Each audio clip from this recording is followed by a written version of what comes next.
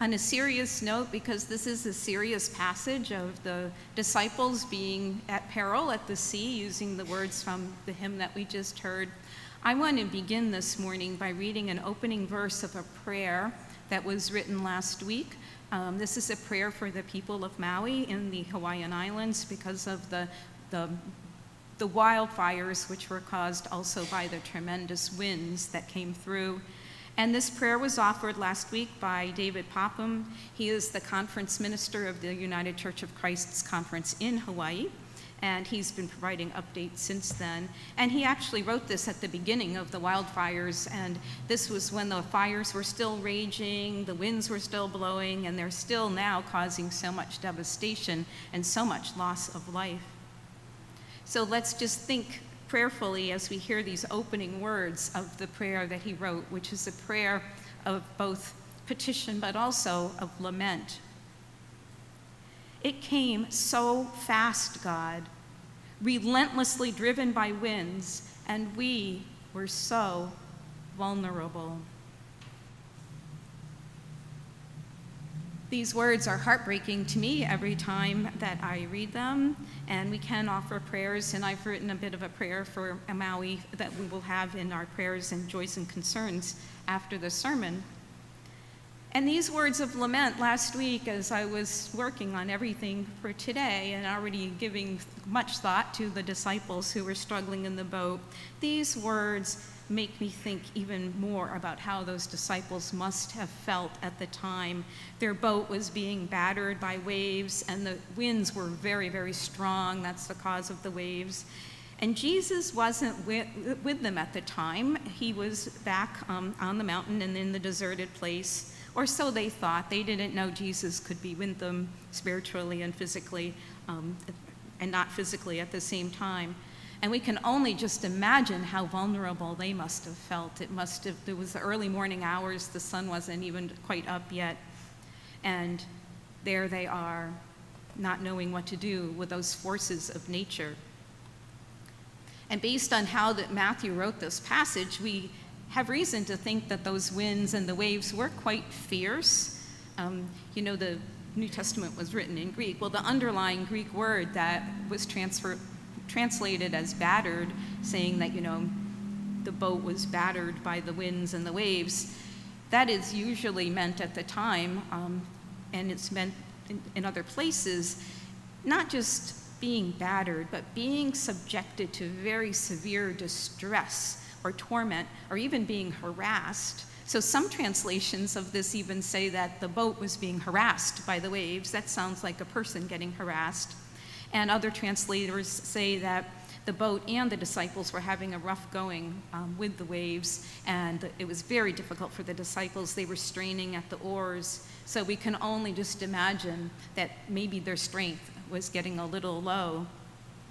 Now, we don't know for them if the winds and the waves became dangerous without any warning. That's one of the concerns in Maui, that some people didn't have any warning before the wildfires arrived and they were blown by the winds. We don't know if the disciples had an early warning of this. We imagine it could go either way. We have to ask the question, Jesus sent them out in the boat. He wanted, to be by himself. So would he have sent them out in a boat if he knew what the forecast was? And I would like to think, and I do think, that probably he did not send them out knowingly. But on the other hand, there is some thought that he had sent these disciples and apostles out earlier, according to Matthew and other Gospels. He had sent them out without him to go on a missionary trip where they were supposed to heal people, things that human beings didn't know they could do. And they were supposed to learn how to be his witnesses and his disciples without him being there. So it's possible that Jesus might have been offering a different kind of sending them out into the world, this time sending them out in a boat on the sea. And perhaps this was a testing. But what Matthew does say is that Jesus wanted to stay by himself in that deserted place where he had been last week when they fed all the people. And we can appreciate this because this is a very human thing to do, seeing Jesus' human nature, and wanting to be away from the crowds and also his disciples, so he sent them away. And Matthew says that Jesus wanted to pray. He wanted to be private with his Father and be able to have his own relationship and privacy speaking with God. So again, the story coming after the feeding of the 5,000, as we said, you may or may not remember from last week, that's what Jesus wanted last week too. When he went to that deserted place, he wanted to be alone. He didn't even have his disciples with him originally, and he arrived at the deserted place, and all these crowds were waiting for him, and the disciples showed up. So he hadn't had his private time until we've just seen in our passage that he stayed over a night on the mountain. And yet somehow he's Jesus, so we know the sound somehow works in many different ways. But even though he was by himself, he did have an understanding that the disciples were in need. They were alone. He wasn't with them. And he decided, that he was going to go out to them. And I'm not going to try to convince you of how that happened, because I think miracle stories have many truths to him. But he somehow was able to walk toward them, walking on the sea. And now the disciples, if you look at the front of your bulletin, there's like a bluish picture, and it's all kind of vague. There's like a ghost-like shape. Well, the disciples weren't sure who they were seeing. They didn't really know it was Jesus. Maybe they thought it might be, but they also thought that he might be a ghost. And this added to their fears. Nobody wants to see a ghost, and they're already still scared of what's happening to the boat and with the waves. And they also, of course, hadn't known that Jesus knew how to walk on the water, and that was something they're seeing for the first time. And we're going to come back to this, but that's part of their evolving awareness of Jesus' divinity as well as his humanity. But Jesus, taking all of this in and understanding those disciples so well, Jesus reassures him with these wonderful words. He says, "Take heart, it is I. Do not be afraid." And I think this is just such a beautiful part of the story. Jesus is expressing for them, it is I, I'm here. He's present with them. The disciple has had no idea that he even knew that they needed help, and he came. So he came, he calmed their fears. And then, interesting point, after Jesus and Peter got into the boat, the wind ceased at that point. And we have to presume that the waves became calmer too. And so that brings us to taking a little look at what Matthew says about Peter, and perhaps giving it a little bit of a critique. Not critiquing Matthew, of course. But anyway, this story of the walking on the sea is told in 3 out of the 4 Gospels. And usually when we say that, it's always, Matthew, Mark, and Luke. Well, Luke doesn't tell this story anywhere.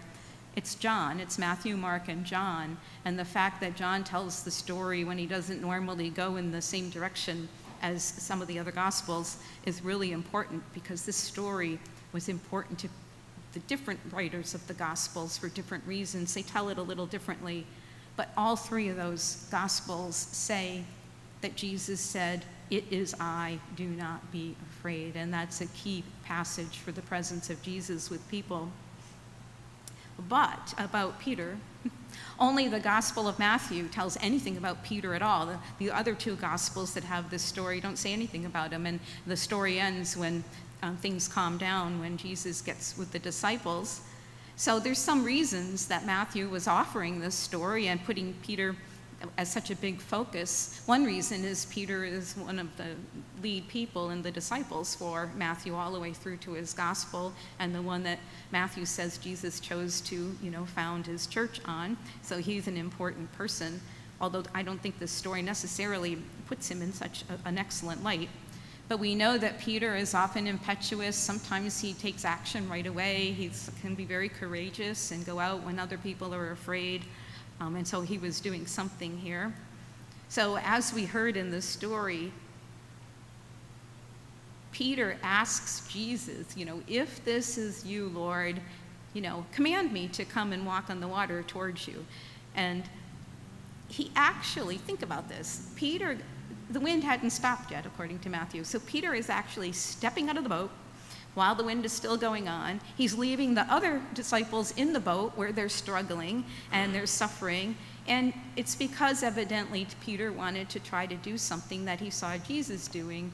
And it's somewhat like putting God to the test. You know, there's a famous verse that Jesus said, don't put God to the test. But Peter's thinking of himself wanting to test his own ability to do things, and maybe also testing Jesus, as in if it really is you and you're not a ghost, kind of a test. And as we heard, Peter, unfortunately, he only was able to do it for a short time, and he got scared and he fell into the water. And Peter cried out, "Lord, save me. Lord, save me." Jesus rescued Peter. So I ask, and I think because it's understood that Matthew was also providing some guidance for the early churches in the decades right after Jesus' death and resurrection, I think this is one of the things that perhaps is the cautionary lesson also for us, but especially for them. You know, wouldn't it have been better if Peter had just stayed in the boat with the others and asked Jesus to save them all in the plural rather than saying, "Lord, save me"? And then Peter could continue to pitch in with the oaring and all the things that they were doing, and Jesus could calm the waters and the wind. I think that would have been better. I do want to make a caveat because of a discussion I had earlier this morning.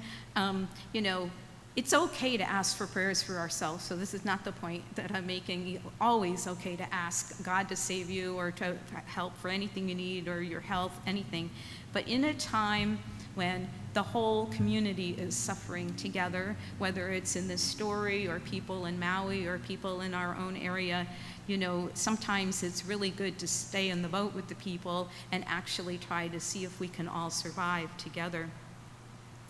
Now again, Matthew's writing this story and his gospel roughly 30 to 40 years after Jesus' death and resurrection.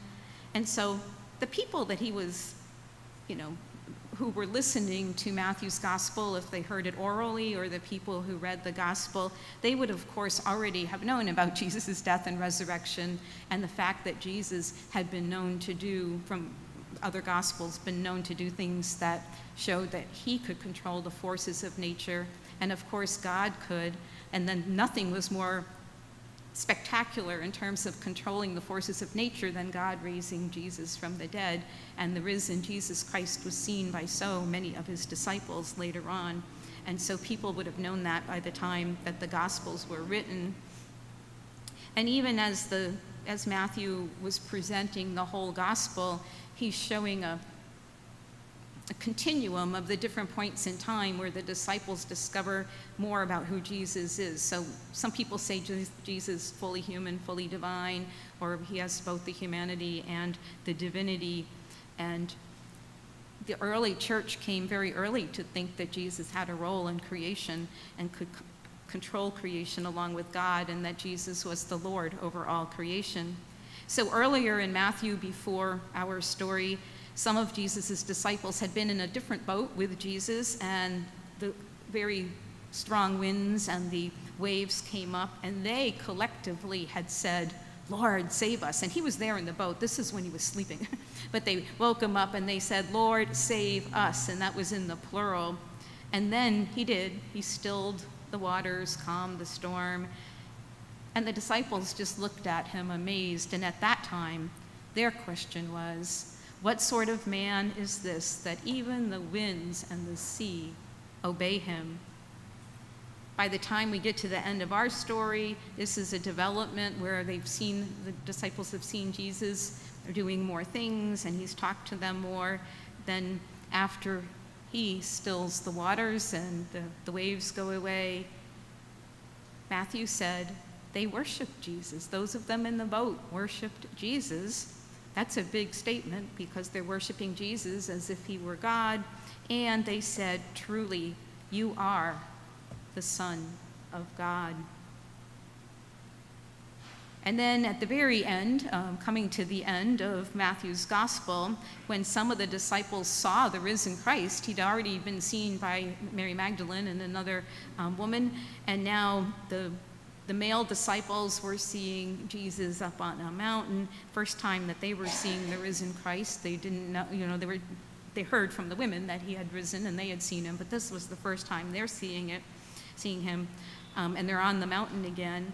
Matthew says they worshiped him. He uses the same exact language. They worshiped him, and yet some of them still doubted. Now this is at the end of the gospel and after Jesus is risen. So that doubting is a strong concept that mirrors our story this morning and also mirrors the resurrection story.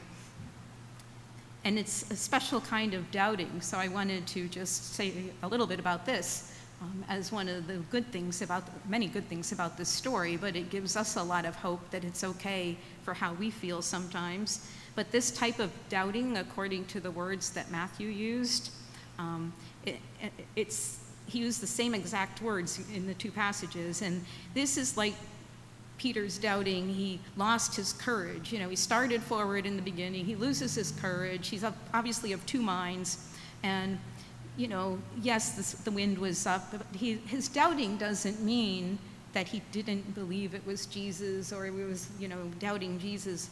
It was this kind of doubting that means wavering between two things or hesitating. So you go out on the sea and then you realize you're walking on it and then you hesitate and then you've doubted. Or it could mean being uncertain about someone or something. So all these meanings of that wavering and all of the things I just said, it's like wondering if a person is a ghost or if Jesus is truly risen and alive. You see him ahead of you, but you know he was dead. How do you believe this for the first time? Wondering if Jesus or a human being is able to walk on the water or on the sea. And while wondering, still maintaining belief and faith. So it's holding things in tension with each other and Jesus still accepting that. So I think that in conclusion, that Matthew's version of the story, the other two versions that Mark and John tell are very good too. They're a little bit different, but this one is the great version because you see Jesus walking on the sea. He did not leave his disciples alone. He returned to them. He didn't leave Peter to be swallowed up by the sea, of course. And all of this reassures us that Jesus would come to us in anything that's happening in our lives. It doesn't even have to be a huge physical storm, anything. He will come to us and he will not leave us. Bless you. Now, I might say that Jesus may save us when he saves us in ways that we don't expect. That isn't always like when you say, Lord, save me, you might get something really good. It may not be what you're expecting. Or he may show us who he is in new ways that we hadn't even known, that he was like this, the way the disciples were learning in the beginning. But he can accommodate our doubts. He can accommodate our lack of recognition of who he is sometimes, even in our own world, if we fail to see Christ appearing to us through another person or through an event. And he can be with us if we have varying understandings of who he is in a congregation or in our denomination or in our various faith traditions. Jesus can bring us all together. He can hold us all together, regardless if we all agree or see things the same way. And he does this, of course, also with God and the Holy Spirit. And so I will leave you with the way Matthew's gospel ends, the very last sentence of Matthew's gospel. This is Jesus speaking to those disciples up on the mountain after he was raised from the dead and after he's given them the great commandment to go out and baptize people. And this is a promise and a commitment from Jesus. I'm quoting the last sentence, and this was the last sentence that Jesus spoke according to Matthew's gospel. He's speaking to the early disciples, the early churches, to our churches, to people who don't know him yet. So this is a message for every one of us. And Jesus said, and remember, that's the commandment part, and remember, I am with you always to the end of the age. Amen.